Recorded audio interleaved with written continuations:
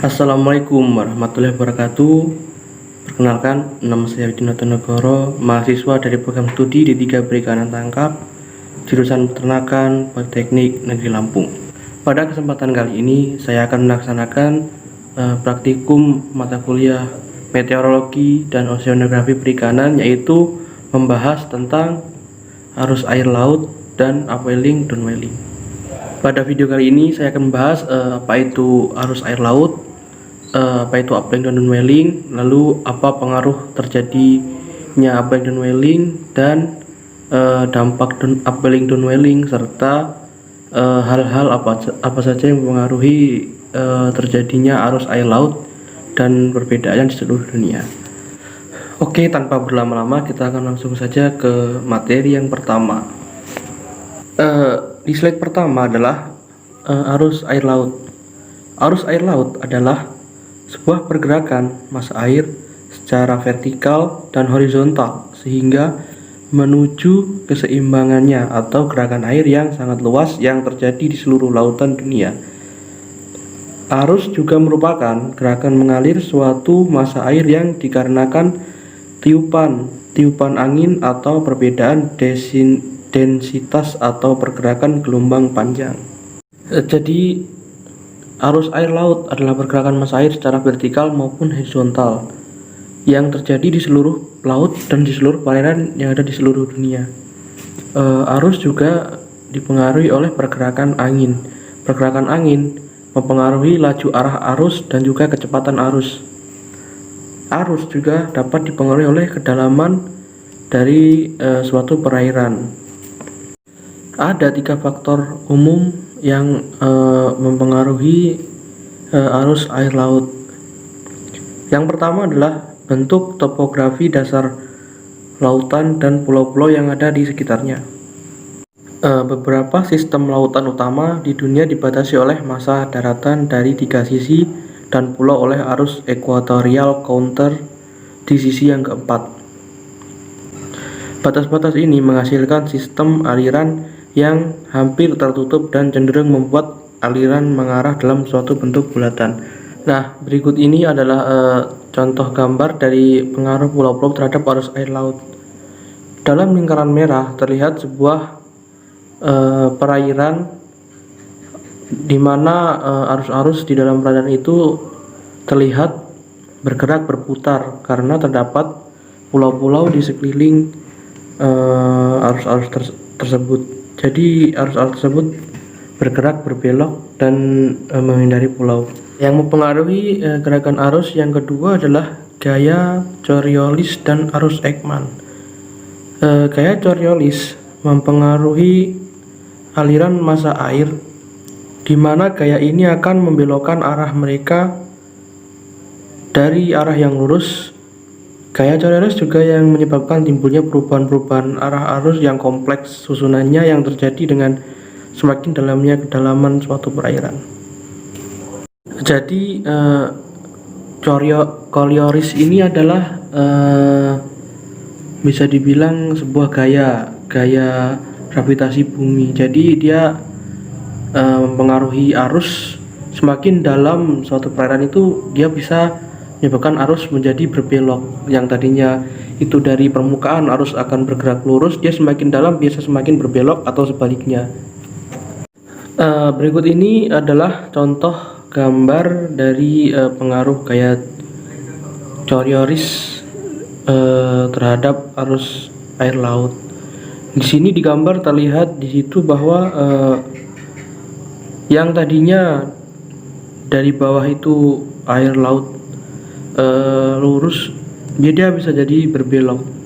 Ini dari atas dia terlihat dari atas dia bergerak lurus ke depan, dia semakin ke bawah semakin dalam, semakin berbelok dan semakin berbelok. Ini yang disebut pengaruh gaya Coriolis terhadap arus air laut. Yang dapat mempengaruhi arus yang ketiga adalah di sini perbedaan densitas serta upwelling dan sinking. Perbedaan densitas menyebabkan timbulnya aliran massa air dari laut yang dalam di daerah kutub selatan dan kutub utara ke arah daerah tropik. Nah, ini adalah contoh gambar dari perbedaan densitas. Bisa dilihat di mana arus-arus dari kutub utara dan kutub selatan bergerak masuk ke dalam benua-benua yang cenderung tropis. Ini menyebabkan adanya perubahan arah arus air laut di sebagian benua tersebut. Lalu untuk jenis-jenis arus sendiri dibedakan menjadi dua bagian, yaitu yang pertama berdasarkan penyebab terjadinya arus air laut ini. Yang pertama itu arus Ekman atau arus yang dipengaruhi oleh angin. Yang kedua ada arus termohaline atau arus yang dipengaruhi oleh densitas dan gravitasi. Lalu ada arus pasut, arus yang dipengaruhi oleh pasang surut. Ada arus geostropik atau arus yang dipengaruhi oleh gradien tekanan mendatar dan gaya Coriolis. Lalu ada wind driven current, arus yang dipengaruhi oleh pola pergerakan angin dan terjadi pada lapisan permukaan. Jenis yang kedua adalah berdasarkan kedalaman, yaitu dipecah menjadi dua lagi, yaitu arus permukaan, arus yang terjadi pada beberapa ratus meter dari permukaan bergerak dengan arah horizontal dan dipengaruhi oleh pola sebaran angin. Yang kedua ada arus dalam, terjadinya jauh di dasar kolom perairan, arah pergerakannya tidak dipengaruhi oleh pola sebaran angin dan membawa massa air dari daerah kutub ke daerah ekuator. Selanjutnya di sini kita masuk ke upwelling dan downwelling. Yang pertama ini upwelling, yaitu adalah sebuah fenomena di mana air laut yang lebih dingin dan bermassa jenis lebih besar bergerak dari dasar laut ke permukaan akibat pergerakan angin di atasnya. Ini yang seperti saya bilang tadi, yang juga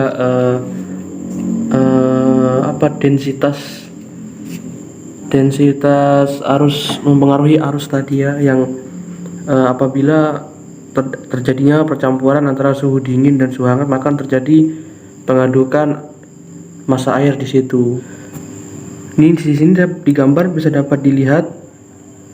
Jadi air yang dari bawah itu bergerak naik dan yang dari atas bergerak ke bawah, terus seperti itu dan memutar.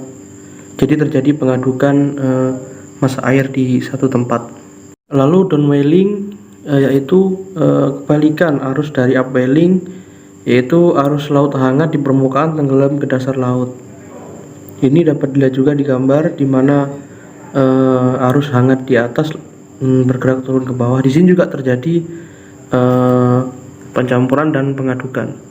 Lalu untuk pengaruh sendiri, upwelling sangat mempengaruhi suatu perairan karena dari dasar laut yang di sana terdapat beberapa zat-zat atau komponen-komponen laut baik kimiawi maupun biologi di situ akan terangkat naik ke permukaan, dan itu menyebabkan adanya beberapa dampak di perairan tersebut.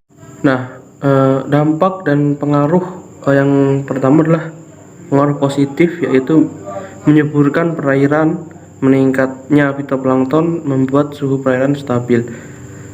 Jadi karena beberapa zat-zat pupuk organik yang ada di dasar perairan ini naik ke permukaan, itu menyebabkan fitoplankton di situ menjadi subur dan dapat berkembang biak dengan sangat banyak. Ini menyebabkan meningkatnya fitoplankton. Lalu membuat suhu perairan stabil, yaitu tadi karena ada pengadukan dua suhu air yang tadinya di situ mungkin terlalu panas atau terlalu dingin, dia jadi lebih stabil karena adanya pengadukan suhu tersebut. Lalu untuk pengaruh negatifnya, yaitu naiknya zat-zat racun dasar perairan dan terjadinya blooming plankton dan membuat oksigen menipis. Nah, ini yang tadinya di bawah tadi terdapat beberapa zat-zat yang menimbulkan racun dan yang dapat bisa menyebabkan kematian terhadap ikan-ikan di situ yang tadinya mengendap di dasar perairan. Karena terjadinya upwelling, dia bisa naik ke atas permukaan laut dan menyebabkan keracunan total di perairan tersebut. Dan untuk meningkatnya blooming plankton ini juga dapat mempengaruhi menipisnya jumlah oksigen di situ, karena semakin banyak plankton di situ maka dia akan semakin terdapat ikan di situ dan akan terjadi sebuah keracunan oksigen yang cukup besar di situ. Ini juga berdampak buruk bagi ikan-ikan yang ada di sekitar perairan yang terkena pelling. Ya, itu saja segelintir materi dari saya.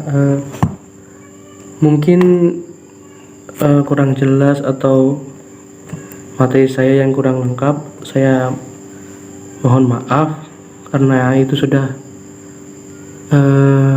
batas yang bisa saya lakukan. Kedepannya akan saya perbaiki dan saya akan insya Allah bisa lebih berkembang. Saya akhiri. Allahumma fiq lakum. Wassalamualaikum warahmatullahi wabarakatuh.